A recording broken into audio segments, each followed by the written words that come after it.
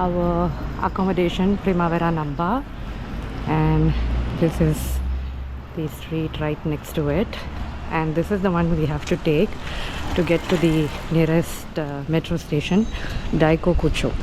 So that's where we are headed now, and the plan for today is taking the metro to the main Shinkansen station, Shin Osaka. So we have to go there, and from there take a bullet train to Hiroshima. We have the pass already. If there is not a very big queue, we'll also be taking seat reservations.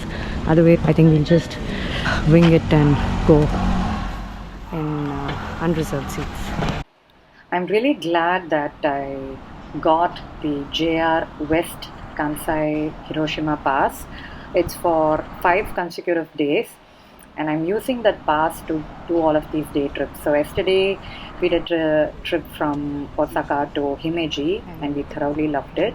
And today we are going to Hiroshima and a little island called Miyajima or Mayajima. I'm not sure which is the right way to say it. Recently, I think last year, they increased the price of the JR passes, railway passes in Japan by 70%.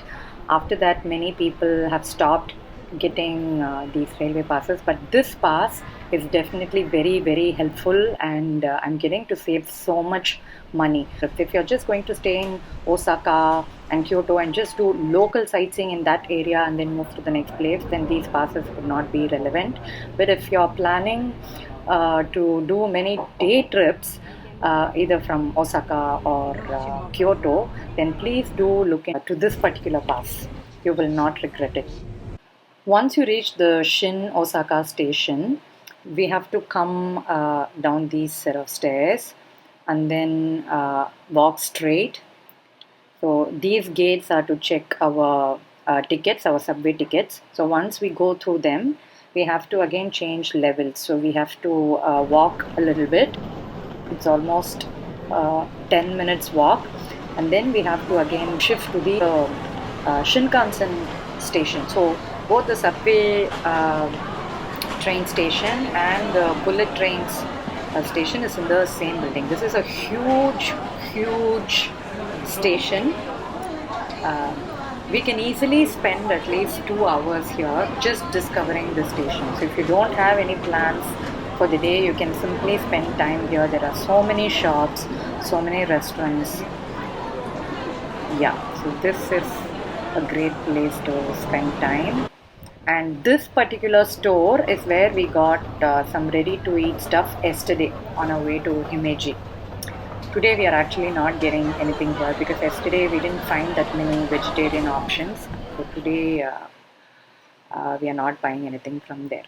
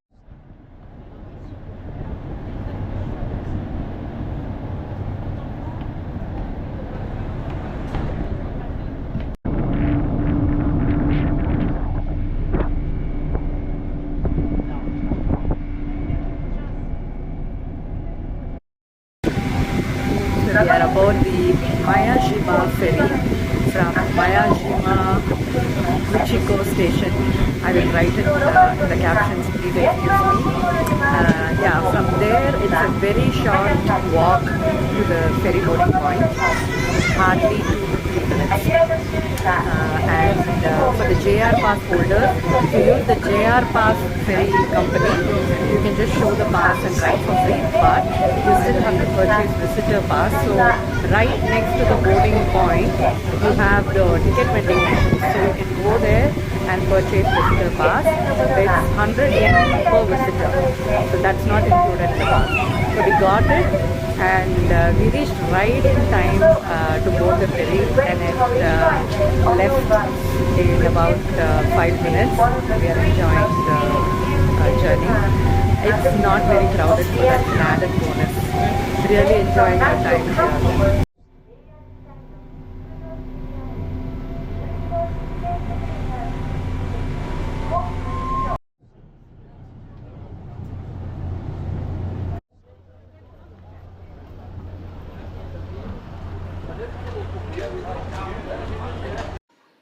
Oh wow! Look who's here to welcome us to the island. My dad is so excited. My mom is trying to discreetly slip away. I think he's used to getting treats from visitors. Okay, we finally managed to get away from his clutches, and my dad had already walked way ahead in front of us. We caught up with him, and we're just randomly just walking without a clear plan in mind. And there are so many deers here. It's so nice to see them out here in the open. And they are not scared of humans at all. Like they approach us. We are so comfortable near us. They come and settle down near us. I'm very surprised. I see a lot of school students, so I'm just wondering if they are part of a school visit or maybe there is a school nearby. One of the absolute must visit spots in Miyajima is the Itsukushima Shrine and the Great Torii Gate. This shrine is very famous because during high tide, it feels like this entire shrine and the Torii Gate are floating above the sea.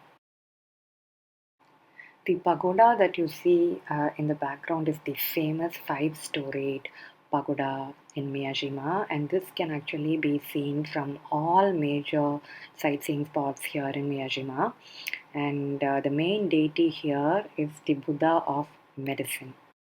So, in addition to this temple and the pagoda, you can also visit one more temple. I think it's called Daisho-en. It's very famous because there are a lot of hat wearing statues in the temple, so that's famous also. And you can also do a cable car ride to a mount top. I think it's Mount Mizen. So that's one more activity that you can do if you come here to Miyajima. But we didn't visit the other temple or we didn't do the cable car ride because frankly we aren't too enthusiastic because it's getting late to visit Hiroshima, and visiting the Hiroshima Peace Museum is an absolute must-do activity for us. And moreover, we are also a little bit tired, so we are on our way back now to the station.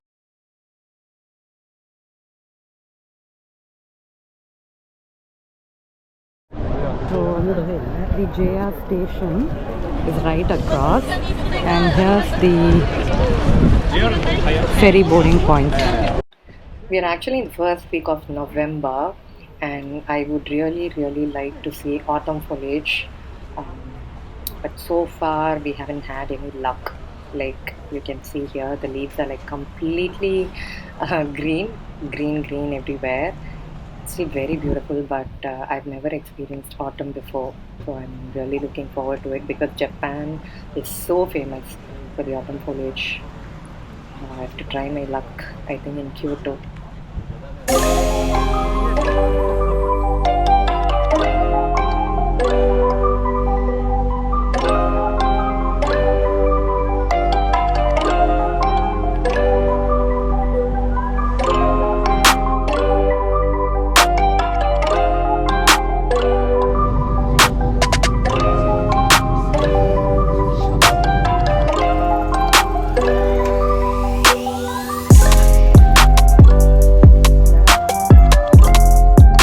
We're back in Hiroshima and we are rushing to the Peace Museum because it closes at 7 p.m. The last entry is 6:30, but then even if you make it right in time for the last entry, what's the point in visiting, having just half an hour? We have around 1 hour now and just trying to rush to the place using Google Maps. Wish me luck. Okay, I quickly went online and found out that you will be allowed to enter the museum in the last slot only if you have bought tickets online. So I did that through the Klook app. We have finally reached. I just have to figure out where the entrance is.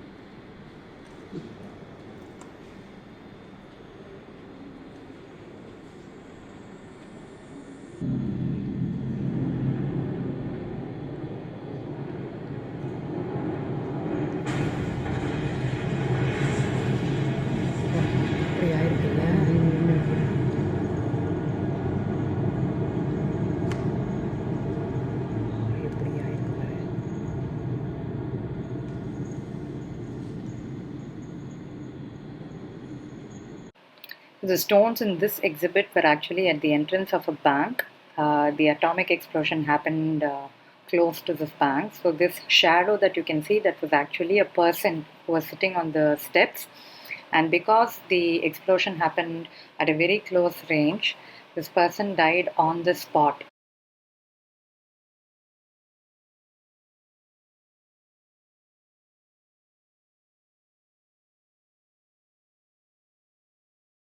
And this image indicates the different little monuments that are a part of the Peace Memorial Park. It's 7:05 p.m. now. We just left the museum and we are now on our way to the Great Fountain. Can you see right there? So that's where we are headed right now. It's called the Fountain of Prayer, and this fountain was actually built by Hiroshima Bank, and it was donated to Hiroshima City in November 1964. And this is dedicated to the victims of the atomic bombing who died begging for water. Although I would have preferred to spend some more time in the museum because we were there in the last 1 hour slot of the timings, very less number of visitors compared to the rest of the day. So this definitely helped us take in more details of the exhibits. I definitely recommend that you visit this museum in the evening time. We are now at the cenotaph monument, and it resembles an ancient arch-shaped house because of a desire to protect the souls of the victims from the elements. And the memorial is engraved with the words, "Let all the souls here rest in peace, for we shall not repeat the evil." And there is a stone chest in the center which holds the register of the names of victims of the bombing, irrespective of their nationalities.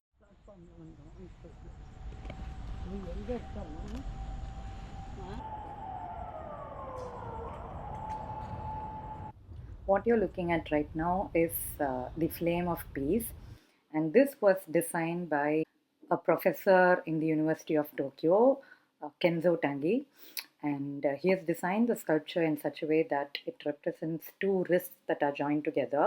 And if you look beneath the flame, it looks like two upward facing palms holding this flame. So it is designed this way to represent two things. One is to console the victims of the atomic bombing who died begging for water, and the other one is to express hope for the abolition of nuclear weapons. So this flame was lit on the 1st of August in the year 1964, and it will continue to burn until there are no nuclear weapons left in the world. We are now walking towards the dome. This was actually the only structure left standing in this area when the first atomic bomb exploded. The ruins of this building are maintained in the exact same state as they were right after the bombing, and minimum reinforcement has gone into the preservation, and they've used steel and synthetic resin. We are next going to visit the Children's Peace Memorial, and this is the most important monument, according to me, in this park. So, here you can see a three-legged pedestal, and on top of it, there is a bronze figure of a little girl who's holding up a crane, a gold colored crane. And on the side pedestals, boy and girl figures are suspended on each side, and they symbolize bright future and hope. But the most important element is the little girl on top. This girl was also a victim of the atomic bombing. Her name was Sadako Sasaki. She was 2 years old when the bombing happened. Although she didn't seem affected by the bombing initially, when she was 12 years old, so that is 10 years after the bombing, she developed leukemia. When the Red Cross Youth Club members visited her in the hospital, they distributed origami cranes to her and the other children there in the hospital. So, after the visit, Sadako asked her father why they were distributing origami cranes. And Sadako's father told her that it was because of a famous Japanese legend according to which cranes can live up to 1,000 years. And there was also a belief that if a person folds an origami crane for each year of a crane's life, so that is 1,000 origami cranes, then their wish or wishes would be granted.